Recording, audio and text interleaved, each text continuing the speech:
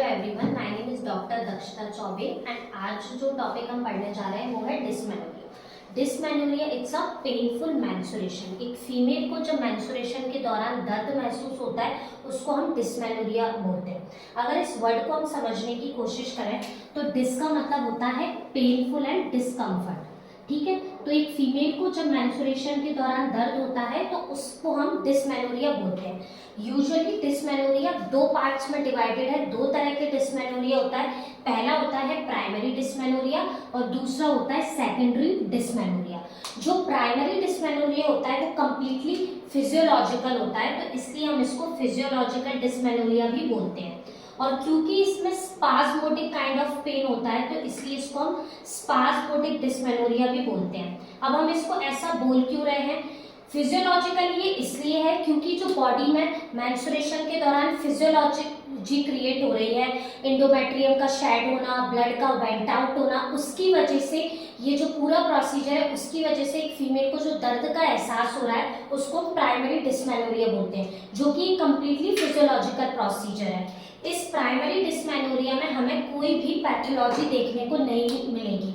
अगर हम फीमेल की इन्वेस्टिगेशन करवाएंगे, अदर अल्ट्रासाउंड, हार्मोनल प्रोफाइल, तो हमको कोई भी पैथोलॉजी देखने को नहीं मिलेगी। ठीक है, जिसकी वजह से इसको हम फिजियोलॉजिकल बोल रहे हैं। और स्पाज्मोटिक इसलिए बोल रहे हैं क्योंकि इसमें जो पेन का कैरेक्टर होता है वो स्पाज्मोटिक नेचर का होता है। क्योंकि इसमें कोई आइडेंटिफाइबल पैथोलॉजी देखने को नहीं मिल रही तो कई सारे साइंटिस्ट ने अपने अकॉर्डिंगली कई सारी थ्योरीज इसके रिगार्डिंग फॉर्म की हैं, जिसमें सबसे कॉमन थ्योरी है साइकोसोमैटिक। साइकोसोमैटिक थ्योरी क्या कहती है? साइकोसोमैटिक थ्योरी कहती है कि एक फीमेल जिसका थ्रेशोल्ड पेन के लिए बहुत कम है, उसको पेन का थ्रेशोल्ड बहुत ज्यादा ही कम है, जिसकी वजह से साइकोसोमैटिक थ्योरी में क्या कहा जा रहा है कि पेन के लिए थ्रेशोल्ड बहुत कम है। और ऐसा उन फीमेल्स को होगा जो जिनकी लाइफ में मेंस्ट्रुएशन का एक्सपीरियंस नया नया है, मतलब यंग एज फीमेल्स, इनका थ्रेशोल्ड पेन के लिए बहुत ज्यादा कम है। और ऐसा उन्हीं फीमेल्स में देखने को मिलता है जिनकी लाइफ बहुत ज्यादा कंफर्ट जोन में रही है, बहुत ज्यादा हेक्टिक रूटीन नहीं है, तो जो मेंस्ट्रुएशन के दौरान पेन फील हो रहा है वो उनको बहुत ज्यादा लग रहा है क्योंकि उनका पेन का थ्रेशोल्ड बहुत कम है। ठीक है, ऑन द अदर हैंड अगर हम ऐसी फीमेल्स देखते हैं कि जिनका डे टू डे रूटीन बहुत ज्यादा हेक्टिक है और रेडी लाइफ में इतना स्ट्रेस और एंजाइटी है कि उनको मेंस्ट्रुएशन का पेन बहुत ज्यादा नहीं लग रहा क्योंकि उनका थ्रेशोल्ड पेन के लिए बहुत ज्यादा है। ऐसी वो फीमेल्स होती है जो वर्कर होती हैं, बहुत ज्यादा वर्किंग उनकी लाइफ होती है, 9 to 5 वो बिजी हैं, तो उनको मेंस्ट्रुएशन का पेन उतना ज्यादा फील नहीं होता। ऑन द अदर हैंड जो बहुत कंफर्टेबल लाइफ में रहती है उनको पेन फील हो रहा है क्योंकि ये एक साइकोसोमैटिक थ्योरी के अंदर आता है। साइकोसोमैटिक कैसे कि आप मेंटली उस चीज को बहुत ज्यादा फील कर रहे हो, इसलिए वो चीज आपको बहुत ज्यादा लग रही है। इसके लिए सेकंड थ्योरी जो यूज होती है वो होती है disturbance of autonomic nervous system. आप कुछ भी, कोई फीमेल अगर बहुत ज्यादा मेंटल स्ट्रेस में है, एंजाइटी में है, यूजुअली अगर आप देखेंगे तो primary dysmenorrhoea young age females को देखने को मिलेगा। एक फीमेल जिसको बहुत ज्यादा नॉलेज नहीं है मेंस्ट्रुएशन के बारे में और उस कोई बॉडी में ये जो चेंजेस हो रहे हैं उसको लेके वो बहुत ज्यादा स्ट्रेस और एंजाइटी लेती है, या ऑलरेडी कोई स्ट्रेस और एंजाइटी है जिसकी वजह से, मतलब आपको कोई मेंटल स्ट्रेस और एंजाइटी है, उस मेंटल स्ट्रेस और एंजाइटी की वजह से आपका autonomic nervous system ANS disturb हुआ, जिसकी वजह से आपकी जो सर्कुलर मसल टोन है इस्थमस की और इंटरनल ऑस की वो इंक्रीज हो गई। सर्कुलर मसल टोन आपकी इंक्रीज हुई और उस टोन को इंक्रीज होने की वजह से जो आपकी सर्विक्स है वो नैरो हो गई। अब अगर सर्विक्स नैरो होगी तो ब्लड फ्लो अच्छे से नहीं कर पाएगा सर्विक्स के थ्रू बॉडी से, जिसकी वजह से पेन का एहसास बना रहेगा क्योंकि जो रास्ता ब्लड को फ्लो करने के लिए चाहिए वो रास्ता बहुत छोटा हो गया है। और रास्ता छोटा कैसे हो गया, नैरो डाउन कैसे हो गया? क्योंकि आपकी मसल की टोन बढ़ गई है, और वो टोन बढ़ी है क्योंकि आपने अपना ANS डिस्टर्ब कर रखा है बहुत ज्यादा स्ट्रेस और एंजाइटी को लेके इस पूरे प्रोसीजर को के बारे में, या लाइफ में कुछ और भी इंसिडेंट हो सकता है जिसकी वजह से आप बहुत ज्यादा मेंटल स्ट्रेस और एंजाइटी में। ऐसी ही कंडीशन की वजह से या इस थ्योरी को ही माइंड में रखते हुए कई बार गायनेकोलॉजिस्ट एक फीमेल को ये बोलती हैं कि अभी ये पेन आपको बहुत ज्यादा फील हो रहा है, but after pregnancy, after marriage आपको ये पेन फील क्यों नहीं होगा, होगा नहीं। क्यों नहीं होगा, उसका क्या रीजन है कि आपकी सर्विक्स नैरो है, ठीक है। अब जब आप वेजाइनल डिलीवरी करोगे तो आपकी सर्विक्स डायलेटेड हो जाएगी, और सर्विक्स जब डायलेट होगी तो प्रॉपर ब्लड फ्लो कर पाएगा और आपका पेन कम हो जाएगा, आपको ये पेन ज्यादा महसूस नहीं होगा। तो कई बार गायनेकोलॉजिस्ट एक यंग फीमेल को एडवाइस करती है कि आफ्टर प्रेगनेंसी, आफ्टर मैरिज ये पेन फील नहीं होगा। एएनएस डिस्टर्बेंस की वजह से ये जो एएनएस को लेके थ्योरी है, इसके रिगार्डिंग ये वाली बात बोली जाती है। थर्ड थ्योरी है वासोप्रेसिन थ्योरी। वासोप्रेसिन थ्योरी के अंदर ये माना जाता है, ऐसे कुछ एविडेंसेस हैं कि ड्यूरिंग मेंस्ट्रुएशन वासोप्रेसिन आपकी पोस्टीरियर पिट्यूटरी रिलीज कर रहे हैं, ठीक है। वासोप्रेसिन थ्योरी में ऐसा माना जा रहा है, कुछ ऐसे एविडेंसेस हैं साइंटिस्ट के बाद कि ड्यूरिंग मेंस्ट्रुएशन आपकी पोस्टीरियर पिट्यूटरी वासोप्रेसिन रिलीज कर रही है, क्योंकि वासोप्रेसिन रिलीज हो रहा है ड्यूरिंग मेंस्ट्रुएशन, और वासोप्रेसिन क्या करता है, मायोमेट्रियम में कॉन्ट्रैक्शन लेके आता है। मायोमेट्रियम में कॉन्ट्रैक्शन होंगे तो अल्टीमेटली आपको पेन का फीलिंग आएगी, पेन का एहसास होगा। तो ये वासोप्रेसिन थ्योरी है। एक और जो थ्योरी है जो कॉमनली जिसके बारे में बात की जाती है वो है प्रोस्टाग्लैंडिन थ्योरी। प्रोस्टाग्लैंडिन थ्योरी ये कहती है कि जो आपके मेंस्ट्रुएशन जो के दौरान जो पेन हो रहा है, जो प्राइमरी डिस्मेनोरिया हो रहा है, it is a feature of ovulatory cycle. जब आप मेंस्ट्रुएशन साइकिल देखेंगे तो आपको पता चलेगा कि मेंस्ट्रुएशन जो साइकिल है वो दो तरह की होती है, ओव्यूलेटरी और अनओव्यूलेटरी। ओव्यूलेटरी मतलब उस साइकिल के दौरान आपका ओवम का रिलीज होना। तो प्रोस्टाग्लैंडिन थ्योरी ये कहती है कि जो पेन है आपके मेंस्ट्रुएशन के दौरान वो ओव्यूलेटरी साइकिल की वजह से होता है, ओव्यूलेटरी साइकिल से रिलेटेड होता है, क्योंकि ओव्यूलेटरी साइकिल में जो आपकी इंडोमेट्रियम है वो प्रोस्टाग्लैंडिन रिलीज करती है। और ये जो प्रोस्टाग्लैंडिन होता है उसका क्या काम होता है, वासो कॉन्स्ट्रिक्शन करना, ब्लड वेसल्स को कॉन्स्ट्रिक्ट करना, ठीक है। और ब्लड वेसल जब कॉन्स्ट्रिक्ट होगी तो मायोमेट्रियम में इस्चीमिया प्रोड्यूस होगा। जब मायोमेट्रियम में इस्चीमिया प्रोड्यूस होगा उसमें ब्लड की कमी हो जाएगी, तो अगेन आपको पेन का एहसास होगा, आपकी को स्पाज्मोटिक फीलिंग आएगी। तो ये चार प्रोमिनेंट थ्योरीज हैं जो साइंटिस्ट यूज करते हैं प्राइमरी डिस्मेनोरिया को एक्सप्लेन करने के लिए कि ये जो पेन है वो क्यों हो रहा है। उसके अलावा अगर आप बुक्स से ग्रो थ्रू करेंगे तो और भी बहुत सारी थ्योरीज है जो अलग अलग साइंटिस्ट ने दी है, बट वो इतनी ज्यादा इंपॉर्टेंट नहीं है, तो अभी हम उसके बारे में बात नहीं कर रहे हैं। तो प्राइमरी डिस्मेनोरिया में कोई आइडेंटिफिएबल पैथोलॉजी नहीं है, सिर्फ कुछ थ्योरीज है जिनकी वजह से आपको ये पेन हो रहा है, इसलिए ये कंप्लीटली फिजियोलॉजिकल प्रोसेस है, इसमें कोई भी पैथोलॉजिकल इन्वॉल्वमेंट नहीं है, ठीक है। अब अगर हम प्राइमरी डिस्मेनोरिया की बात करें तो प्राइमरी डिस्मेनोरिया जैसे कि मैंने पहले भी बोला कि यंग एज फीमेल, जो फीमेल अभी अभी जिसकी मेनार्की आई है, अभी अभी जिसको मेंस्ट्रुएशन से एक्सपोजर हुआ है, उस फीमेल को प्राइमरी डिस्मेनोरिया ज्यादा फील होता है या वो ज्यादा इसकी कंप्लेंट करती है। जैसे जैसे एक फीमेल मेंस्ट्रुएशन के लिए यूज्ड टू हो जाती है वो उसके पेन के लिए भी यूज्ड टू हो जाती है, उसको फिर वो पेन उतना ज्यादा फील नहीं होता क्योंकि वो उसको अडेप्ट कर लेती है। पर एक यंग एज फीमेल आपको प्राइमरी डिस्मेनोरिया की ज्यादा कंप्लेंट करेगी, ठीक है। बीइंग अ डॉक्टर आपको डिसाइड करना है कि वो प्राइमरी है अगर उसमें कोई पैथोलॉजी नहीं है तो। अब प्राइमरी डिस्मेनोरिया के और क्या फीचर होते हैं, अगर हम क्लिनिकली देखें तो इसका जो पेन होता है वो लोअर एब्डोमेन में होता है और रेडिएटिंग होता है। फीमेल को ये पेन लोअर एब्डोमेन से लेके रेडिएट करता है बैक में, थाई में। तो कहाँ पेन हो रहा है, लोअर एब्डोमेन में। उसके अलावा क्योंकि ये रेडिएटिंग नेचर का पेन है तो उसकी बैक में और उसकी थाई रीजन में भी उसको पेन फील होगा। और ये जो पेन होता है वो मेंस्ट्रुएशन के ऑनसेट के साथ होता है या मेंस्ट्रुएशन के कुछ घंटे पहले शुरू होता है, prior to 3 to 4 hours of menstruation और on the onset of menstruation.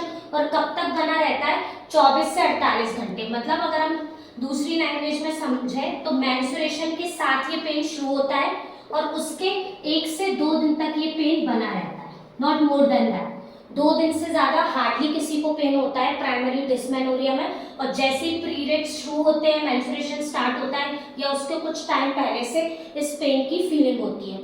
और कई बार इस पेन के साथ कुछ सिस्टमैटिक इलनेस, कुछ सिस्टमैटिक सिम्टम्स भी फीमेल को देखने को मिलते हैं, जैसे कि नौशिया, जी मिचलाना, वॉमिटिंग, डायरिया, हेडेक, लेथार्जीनेस, ऐसे वैरायटी ऑफ सिस्टमैटिक सिम्टम भी देखने को फीमेल में मिलते हैं, जिसमें उसको दर्द भी हो रहा है और शायद उसका जी मिचला रहा है या उसको वॉमिटिंग आ रही है।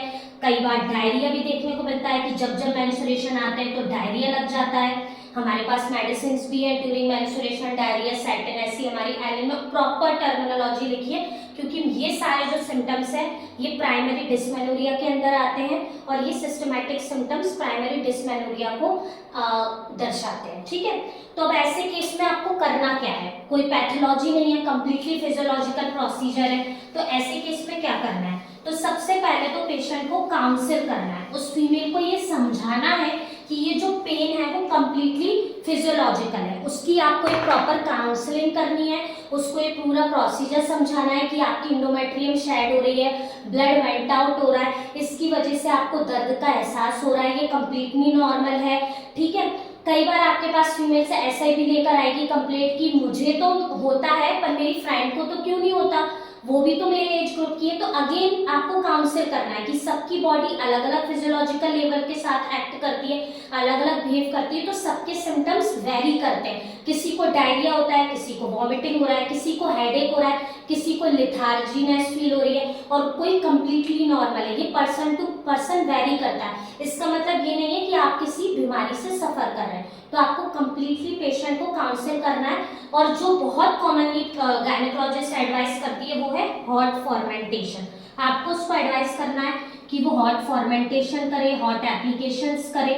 ये सारी चीजें आपको मेडिसिन से एडवाइस करने से पहले या मेडिसिन के साथ, ठीक है, उसको जूसी फ्रूट्स खाने को बोलना है, रेस्ट करने को बोलना है, डार्क चॉकलेट्स लेने को बोलना है, क्योंकि ये सारी चीजें उसको हेल्प आउट करेंगी जो हार्मोनल बैलेंस हो रहा है, इम्बैलेंस और जो पेन प्रोड्यूस हो रहा है। उसके बाद आता है मेडिसिन पार्ट। अगर हम एलोपैथिक सिस्टम ऑफ मेडिसिन की बात करें तो एलोपैथिक सिस्टम ऑफ मेडिसिन में या तो प्रोस्टाग्लैंडिन इनहिबिटर्स ड्रग्स चलती हैं, क्योंकि मैंने जैसे कि बताया primary dysmenorrhoea it is a character of ovulatory cycle, ऐसा साइंटिफिक रीजन इसका दिया है, और ovulatory cycle is always associated with prostaglandin.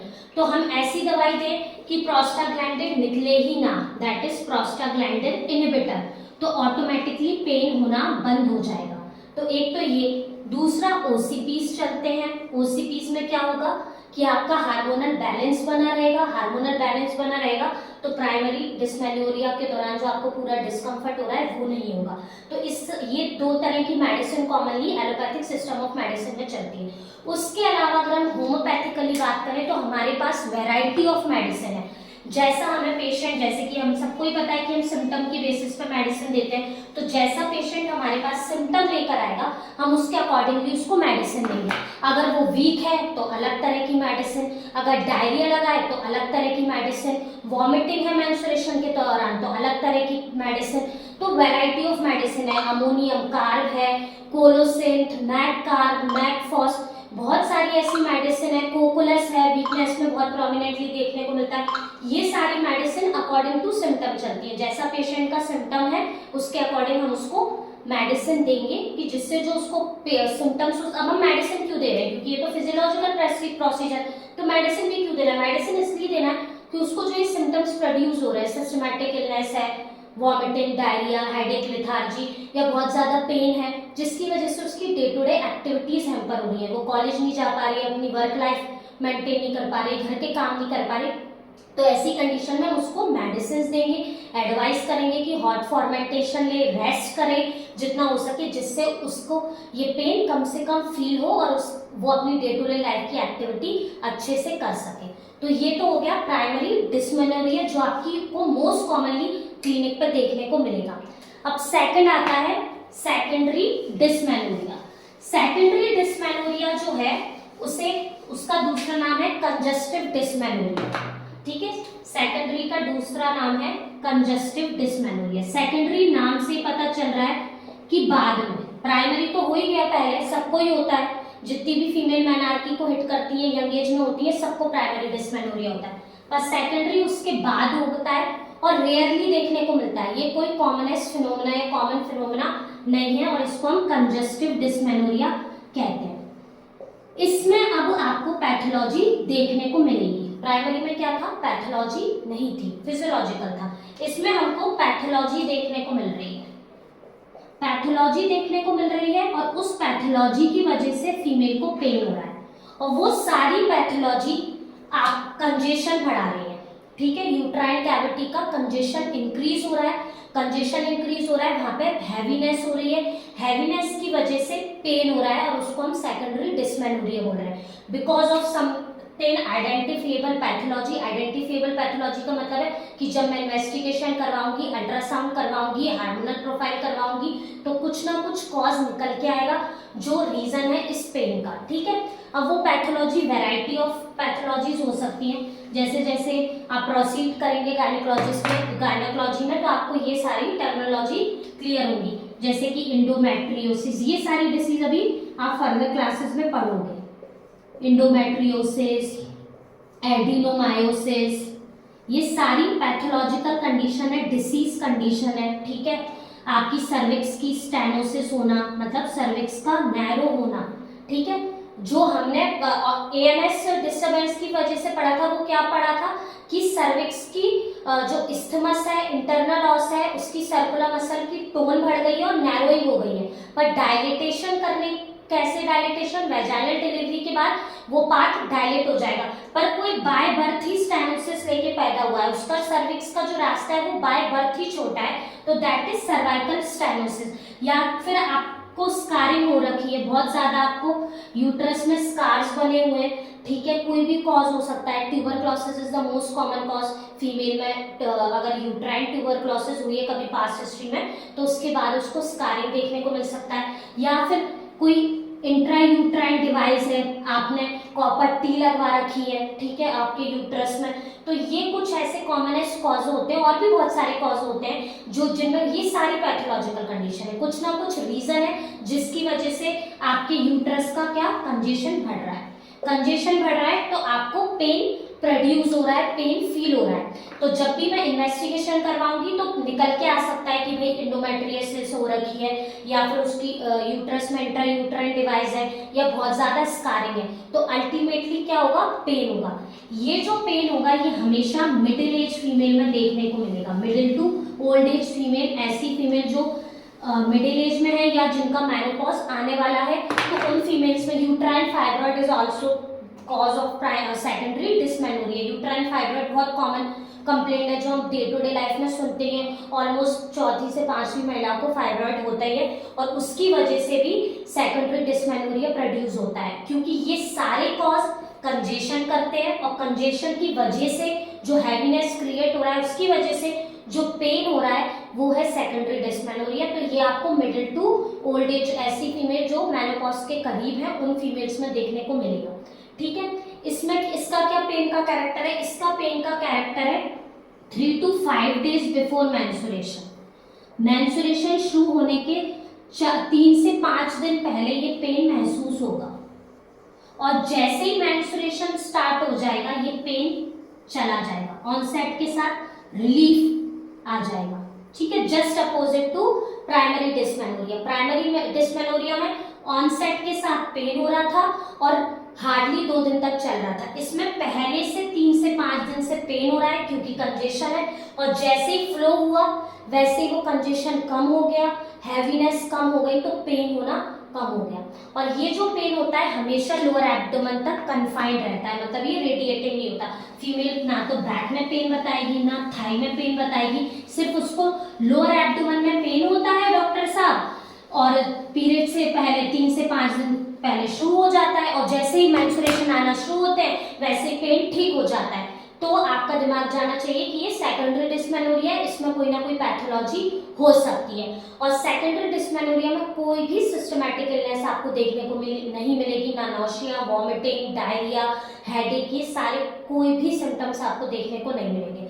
तो जब इसमें मैं इन्वेस्टिगेशंस करवाऊंगी, अल्ट्रासाउंड, हार्मोनल प्रोफाइल्स, तो जैसा कॉज होगा वैसी इन्वेस्टिगेशन में निकल के आएगा। फाइब्रॉइड होगा तो फाइब्रॉइड आएगा, इंडोमेट्रियोसिस होगी तो इंडोमेट्रियोसिस आएगी, अगर कॉपर टी होगी तो कॉपर टी निकल के आएगी। कई बार पेशेंट आपको नहीं बताता कि उसने कॉपर टी लगवा रखी है, पर आप अल्ट्रासाउंड करवाओगे तो आपको पता चलेगा कि यूट्रस में कॉपर टी है, तो आप उसको बोलोगे, या आप उसको अगर फीमेल हो और फीमेल पेशेंट एग्जामिन कर सकते हो तो आप एग्जामिन करोगे तब भी आपको पता चल जाएगा कॉपर ट्री में थ्रेड होती है कि भाई और कॉपर ट्री लगा हुआ है आपके, तो तब आप उसको एडवाइस करोगे कि आपको कॉपर टी की वजह से कंजेशन हो रहा है और पेन आ रहा है, तो आप ये कॉपर टी निकलवा दोगे तो ऑलरेडी ये पेन आना बंद हो जाएगा। और अगर फाइब्रॉइड है, इंडोमेट्रियोसिस है, स्टेनोसिस है, तो उसके अकॉर्डिंगली ट्रीटमेंट जाएगा। तो पहले हमें ये डिसाइड करना है सिम्टम्स के बेसिस पे, इन्वेस्टिगेशन के बेसिस पे कि वो डिस्मेनोरिया है कौन सा। अगर वो प्राइमरी है तो लाइन ऑफ ट्रीटमेंट अलग है, सेकेंडरी है तो लाइन ऑफ ट्रीटमेंट अलग है। तो ये एक शॉर्ट सा डिस्क्रिप्शन था, बहुत कोशिश की मैंने कि आपको ये पूरा समझ में आया हो कि डिस्मेनोरिया एक्चुअली में क्या है। पेनफुल डिस्मेंसुरेशन है जो कि दो तरह का है, प्राइमरी एंड सेकेंडरी, दोनों में बिल्कुल डिफरेंस है। पेन का कैरेक्टर अलग है, कॉज अलग है, एज अलग है, तो ये दोनों के डिफरेंशिएटिंग फैक्टर भी मैंने आपको पूरे टाइम एक्सप्लेन करने की कोशिश की। आई होप आपको पसंद आया होगा। Thank you.